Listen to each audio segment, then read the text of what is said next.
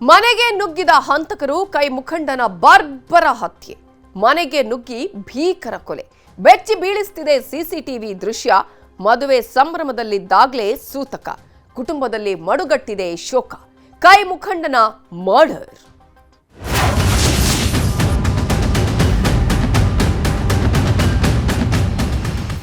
ಧಾರವಾಡದಲ್ಲಿ ಕಾಂಗ್ರೆಸ್ ಮುಖಂಡನ ಕೊಲೆಗೆ ಸಂಬಂಧಪಟ್ಟ ಹಾಗೆ ಯುವ ಕಾಂಗ್ರೆಸ್ ಜಿಲ್ಲಾ ಪ್ರಧಾನ ಕಾರ್ಯದರ್ಶಿಯನ್ನ ಹತ್ಯೆ ಮಾಡಲಾಗಿದ್ದು, ಫೈರೋಜ್ ಪಠಾಣ್ ಅನ್ನುವಾತನನ್ನ ಬರ್ಬರವಾಗಿ ಹಲ್ಲೆ ಮಾಡಲಾಗಿದೆ. ಯುವ ಕಾಂಗ್ರೆಸ್ ಜಿಲ್ಲಾ ಪ್ರಧಾನ ಕಾರ್ಯದರ್ಶಿ ಕಾಂಗ್ರೆಸ್ ಮುಖಂಡ ಈತ ಫೈರೋಜ್ ಪಠಾಣ್ ಅನ್ನುವಾತನನ್ನ ಬರ್ಬರವಾಗಿ ಹತ್ಯೆ ಮಾಡಲಾಗಿದೆ. ಧಾರವಾಡ ನಗರದ ಮನೆಗೆ ನುಗ್ಗಿ ಕಗ್ಗೊಲೆಯನ್ನ ಮಾಡಲಾಗಿದೆ. 4-5 ಜನ ಮನೆಗೆ ನುಗ್ಗಿ ಆತನನ್ನ ಕೊಚ್ಚಿ ಕೊಲೆ ಮಾಡಿದ್ದಾರೆ.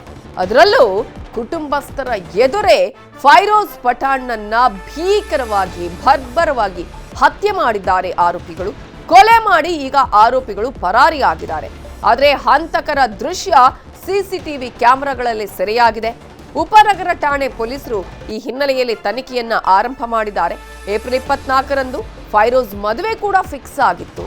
ಎಲ್ರಿಗೂ ಆಮಂತ್ರಣ ಪತ್ರವನ್ನ ಕೊಟ್ಟು ಬಂದಿದ್ದ ಫೈರೋಜ್ ಸಂಭ್ರಮದ ಮನೆಯಲ್ಲಿ ಇದೀಗ ಸೂತಕದ ವಾತಾವರಣ ನಿರ್ಮಾಣ ಆಗಿದೆ. ಫೈರೋಜ್ ಪಠಾಣ್ ಈ ಮೊದಲು NSUI ವಿದ್ಯಾರ್ಥಿ ಸಂಘಟನೆಯಲ್ಲಿ ಸಕ್ರಿಯರಾಗಿದ್ದರು.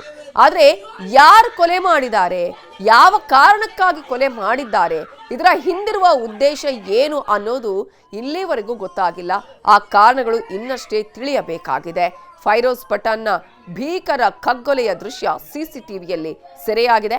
ಹಂತಕರ ಫೋಟೋಗಳು ಕೂಡ, ಅವರ ಚಲನವಲನವು ಕೂಡ ಈಗಾಗಲೇ ಸಿಸಿಟಿವಿ ದೃಶ್ಯಾವಳಿಗಳಲ್ಲಿ ಸೆರೆಯಾಗಿದೆ. ಇದೇ ವಿಚಾರಕ್ಕೆ ಸಂಬಂಧಪಟ್ಟ ಹಾಗೆ ಹುಬ್ಬಳ್ಳಿ ಧಾರವಾಡ ಪೊಲೀಸ್ ಕಮಿಷನರ್ ಆಗಿರುವಂತಹ ಶಶಿಕುಮಾರ್ ಮಾತನಾಡಿದ್ದಾರೆ. ಕುಟುಂಬಸ್ಥರ ಆಕ್ರಂದನ ಕೂಡ ಜೋರಾಗಿದೆ. ಫೈರೋಜ್ ಪಠಾಣ್ ಅಂತ ಸುಮಾರು 32 ವರ್ಷ ಮನೆಯಲ್ಲಿದ್ದಂಥ ಸಂದರ್ಭದಲ್ಲಿ 9:30ಯಿಂದ 10 ಗಂಟೆ ನಡುವೆ 3-4 ಜನ ಬಂದ್ಬಿಟ್ಟು ಇವರಿಗೆ ಹಲ್ಲೆ ಮಾಡಿದ್ದಾರೆ. ಆ ಹಲ್ಲೆಯಿಂದ ಭಾಳಷ್ಟು ರಕ್ತಸ್ರಾವ ಹಲ್ಲೆ ಆಗಿ ಸ್ಥಳದಲ್ಲೇ ಮೃತಪಟ್ಟಿದ್ದಾರೆ ಅನ್ನೋಂಥದ್ದು ನನಗೆ ತಿಳಿದು ಬಂದಿದೆ. ಯಾವ ಕಾರಣಕ್ಕೆ ಮಾಡಿದ್ದಾರೆ ಮತ್ತು ಯಾರು ಮಾಡಿದ್ದಾರೆ ಅನ್ನೋಂಥದ್ದು ಅವರ ಕುಟುಂಬ ಸದಸ್ಯರು ಮತ್ತು ಸಾಕಷ್ಟು ಜನ ಲೈವ್ ವಿಟ್ನೆಸಸ್ಸು ಹೆಣ್ಮಕ್ಳೆಲ್ಲ ಇದ್ದಾರೆ. ಭಾಳಷ್ಟು ಜನ ಅವರು ಕಂಪ್ಲೇಂಟು ನೀಡೋ ಒಂದು ಪ್ರೋಸೆಸ್ಸಲ್ಲಿದ್ದಾರೆ. ಈಗ ಕಂಪ್ಲೇಂಟ್ ಕೊಟ್ಟರೆ ಇಮಿಡಿಯೇಟ್ ನಾವು ಈಗಾಗಲೇ ಆರೋಪಿಗಳು ಯಾರು ಅನ್ನೋಂಥದ್ದು ಕ್ಲೂ ಸಿಕ್ಕಿರೋದ್ರ ಹಿನ್ನೆಲೆಯಲ್ಲಿ ಅವ್ರನ್ನ ಹುಡುಕ್ಲಿಕ್ಕೆ ನಮ್ಮ ಅಧಿಕಾರಿ ಸಿಬ್ಬಂದಿಗಳು ಕಾರ್ಯೋನ್ಮುಖರಾಗಿದ್ದಾರೆ.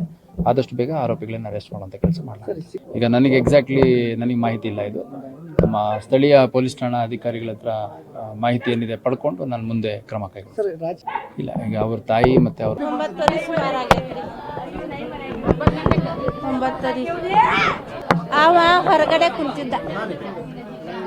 ಒಂದು ಹುಡುಗ ಬಂದ. ಅಲ್ಲೇ ಸಿಸಿ ಕ್ಯಾಮ್ರಾ ಐತಿ, ಅಲ್ಲೇ ಚೆಕ್ ಮಾಡಿದ್ರು. ಅವರು 4-5 ಮಂದಿ ಇದ್ರ. ಆ ಹುಡುಗ ಬಾಜು ಕುಂತಿದ್ದಲ್ಲ, ಆ ಹೊಡೆದ ನನ್ನ ಮಗ ಓಡಿ ಒಳಗೆ ಹೋದ. ಹೋಗಿ ಬಾಕ್ಲ ಹಾಕೊಂಡ. ಆ ಬಾಕ್ಲ ಮುರಿದು ಹೊಡೆದಾರ. ಫೈರೋಜ್ ಪಠಾಣ್ ಕೊಲೆ ಪ್ರಕರಣದ ತನಿಖೆಯನ್ನ ಪೊಲೀಸರು ಮಾಡ್ತಾ ಇದ್ದಾರೆ. ಈಗಾಗಲೇ ಆರೋಪಿಗಳ ಸಂಪರ್ಕದಲ್ಲಿದ್ದ ಇಬ್ಬರನ್ನ ವಶಕ್ಕೆ ಪಡೆದಿದ್ದಾರೆ ಪೊಲೀಸರು. ಇಬ್ಬರನ್ನ ಕೂಡ ವಿಚಾರಣೆ ಮಾಡ್ತಾ ಇದ್ದಾರೆ ಪೊಲೀಸರು. ಆರೋಪಿಗಳು 4 ಜನ ಇದ್ರಲ್ಲ ಹಂತಕರು, ಅವರ ಜೊತೆ ಸಂಪರ್ಕದಲ್ಲಿದ್ದ ಇಬ್ಬರನ್ನ ವಶಕ್ಕೆ ಪಡೆದು ವಿಚಾರಣೆಯನ್ನ ನಡೆಸ್ತಾ ಇದ್ದಾರೆ. ಆರೋಪಿಗಳ ಜೊತೆ ಫ್ರೂಟ್ ಇರ್ಫಾನ್ ಪುತ್ರನ ಸಂಪರ್ಕ ಕೂಡ ಇತ್ತು. ಫ್ರೂಟ್ ಇರ್ಫಾನ್ ಮಗ ಮತ್ತೊಬ್ಬ ಯುವಕ, ಇವರಿಬ್ಬರ ವಿಚಾರಣೆಯನ್ನ ಪೊಲೀಸರು ಮಾಡ್ತಾ ಇದ್ದಾರೆ. ಈಗ ಆರೋಪಿಗಳ ಬಂಧನಕ್ಕೆ ವಿಶೇಷ ತಂಡವನ್ನ ರಚನೆ ಮಾಡಿದ್ದಾರೆ ಪೊಲೀಸರು. ಹುಬ್ಬಳ್ಳಿ ಧಾರವಾಡ ಪೊಲೀಸ್ ಕಮಿಷನರ್ ಶಶಿಕುಮಾರ್ ಅವರ ನೇತೃತ್ವದಲ್ಲಿ ತನಿಖೆಯನ್ನ ನಡೆಸಲಾಗ್ತಾ ಇದೆ. ಇಬ್ಬರನ್ನ ವಶಕ್ಕೆ ಪಡೆದು ವಿಚಾರಣೆ ನಡೆಸಲಾಗಿದೆ.